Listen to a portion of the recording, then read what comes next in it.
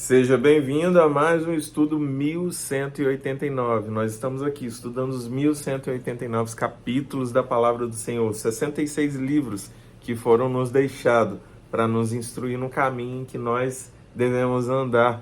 E nós estamos no livro de Atos e hoje, capítulo 9 de Atos, apenas 42 versículos. Vamos orar. Pai, obrigado. Obrigado pelo teu amor que um dia nos alcançou. Obrigado porque o Senhor tem sido conosco mesmo nos dias maus. Obrigado por esse dia, obrigado pelos meus irmãos, pelos meus amigos, por estes que estão aqui, pela nossa família, as famílias aqui representadas, que o Senhor alcance os nossos familiares e que possamos ser instrumento de cura, de libertação, de transformação e salvação, para a tua honra e para a tua glória. Nos instrui através da tua palavra em nome de Jesus. Amém. É isso que nós queremos, sermos instruídos, moldados, transformados, para que nós tenhamos uma vida que honre e glorifique ao Senhor. Enquanto isso, Saulo ainda respirava ameaças de morte contra os discípulos do Senhor. Dirigindo-se ao sumo sacerdote, pediu-lhe cartas para as sinagogas de Damasco, de maneira que, caso encontrasse ali homens ou mulheres que pertencessem ao caminho, eles falavam os que seguem o caminho. Eles não falavam cristãos ou usavam qualquer outro, evangélicos. Eles usavam o termo dos que seguem o caminho. Por isso que está sendo falado dessa forma. Ou mulheres que pertencem ao caminho, pudesse levá-los presos para Jerusalém. Então ele estava pedindo ao sumo sacerdote, o maior líder religioso da época, que tinha poder de mandar prender, e aí Paulo estava nessa responsabilidade, achando que estava fazendo o que era certo. Mas nós sabemos que não. Tanto que o Senhor vai encontrar ele aqui, hein? Daqui a pouco. Em sua viagem, quando se aproximava de Damasco, de repente brilhou ao seu redor uma luz vinda do céu. Ele caiu por terra e ouviu uma voz que lhe dizia: Saulo, Saulo, por que você me persegue? Saulo perguntou: quem és tu, Senhor? Ele respondeu: eu sou Jesus, a quem você persegue. Levante-se, entre na cidade. Alguém lhe dirá o que você deve fazer. Os homens que viajavam com Saulo pararam emudecidos. Ouviam a voz, mas não viam ninguém. Saulo levantou-se do chão e, abrindo os olhos, não conseguia ver nada. E os homens o levaram pela mão até Damasco. Por 3 dias ele esteve cego, não comeu nem bebeu. Em Damasco havia um discípulo chamado Ananias. O Senhor o chamou numa visão. Ananias? Eis-me aqui, Senhor, respondeu ele. O Senhor lhe disse: vá à casa de Judas, na rua chamada Direita, e pergunte por um homem de Tarso, chamado Saulo. Ele está orando. Numa visão, viu um homem chamado Ananias chegar e impor-lhe as mãos para que voltasse a ver. Respondeu Ananias: Senhor, tenho ouvido muita coisa a respeito desse homem e de todo o mal que ele tem feito aos teus santos em Jerusalém. Ele chegou aqui com autorização dos chefes dos sacerdotes para prender todos os que invocam o teu nome. Mas o Senhor disse a Ananias: vá, este homem é meu instrumento, escolhido para levar o meu nome perante os gentios e seus reis, e perante o povo de Israel. Mostrarei a ele o quanto deve sofrer pelo meu nome. Então Ananias foi, entrou na casa, pôs as mãos sobre Saulo e disse: Irmão Saulo, o Senhor Jesus, que lhe apareceu no caminho por onde você vinha, enviou-me para que você volte a ver e seja cheio do Espírito Santo. Imediatamente, algo como escamas caiu dos olhos de Saulo e ele passou a ver novamente. Levantando-se, foi batizado e, depois de comer, recuperou as forças. Aquele homem que antes estava recebendo as vestes de Estevão aos seus pés e consentindo em sua morte, morte de apedrejamento.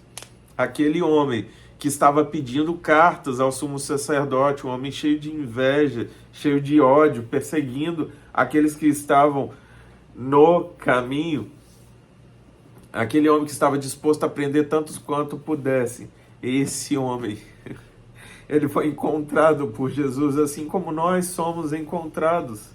Talvez seu pecado não tenha sido o matar alguém, ainda que os seus erros sejam muito grandes, não existe nada que você possa fazer que seja grande o suficiente, que Jesus não possa perdoar. Não tem preço que Jesus, o sangue dele, já não tenha pago. Basta que você aceite, assim como Saulo aceitou e foi alcançado por essa palavra. Saulo passou vários dias com os discípulos em Damasco. Logo começou a pregar nas sinagogas que Jesus é o Filho de Deus. E aonde havia um perseguidor, agora existe um proclamador dessa palavra. Todos os que o ouviam ficavam perplexos e perguntavam: não é ele o homem que procurava destruir em Jerusalém aqueles que invocam este nome? E não veio para cá justamente para levá-los presos aos chefes dos sacerdotes? Todavia, Saulo se fortalecia cada vez mais e confundia os judeus que viviam em Damasco, demonstrando que Jesus é o Cristo. Decorridos muitos dias, os judeus decidiram de comum acordo matá-lo. Mas Saulo ficou sabendo do plano deles. Dia e noite eles vigiavam as portas da cidade, a fim de matá-lo. Mas os seus discípulos o levaram de noite e o fizeram descer num cesto, através de uma abertura na muralha. Quando chegou a Jerusalém, tentou reunir-se aos discípulos, mas todos estavam com medo dele, não acreditando que fosse realmente um discípulo. Então Barnabé o levou aos apóstolos e lhes contou como, no caminho, Saulo vira o Senhor, que lhe falara, e como em Damasco ele havia pregado corajosamente em nome de Jesus. Assim, Saulo ficou com eles e andava com liberdade em Jerusalém, pregando corajosamente em nome do Senhor. Falava e discutia com os judeus de fala grega, mas estes tentavam matá-lo. Sabendo disso, os irmãos o levaram para Cesareia e o enviaram para Tarso. A igreja passava por um período de paz em toda a Judéia, Galiléia e Samaria. Ele se edificava e encorajada pelo Espírito Santo, a igreja aqui está falando sobre a igreja. Ela se edificava e, encorajada pelo Espírito Santo, crescia em número, vivendo no temor do Senhor. Então, houve ali um período de diminuição da perseguição, ou seja, de paz, para que a igreja continuasse crescendo, e ela se edificava, e ela se encorajava, e ela crescia em número e em temor. Essa junção é muito importante.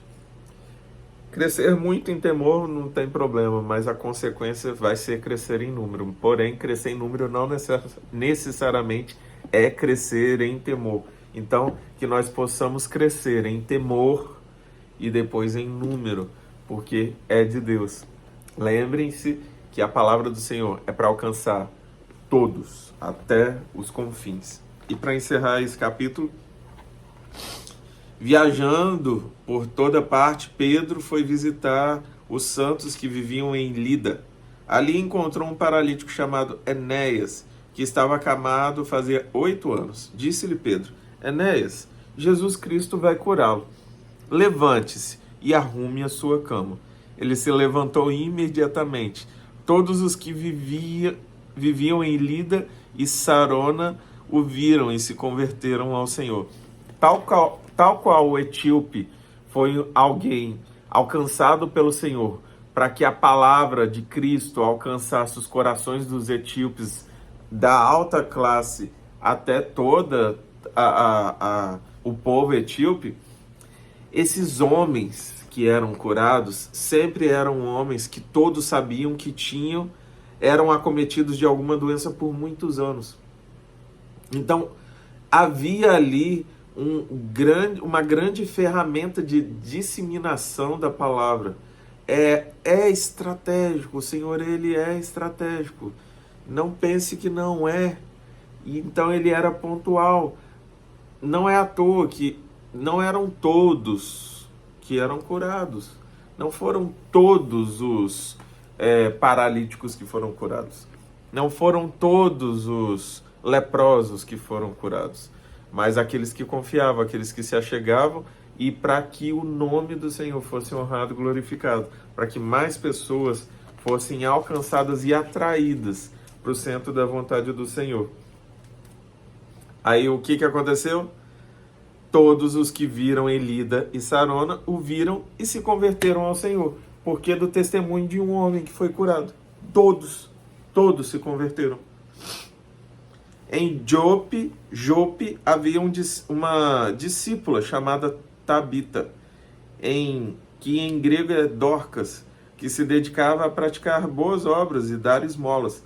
Naqueles dias ela ficou doente e morreu, e seu corpo foi levado e colocado num quarto do andar superior.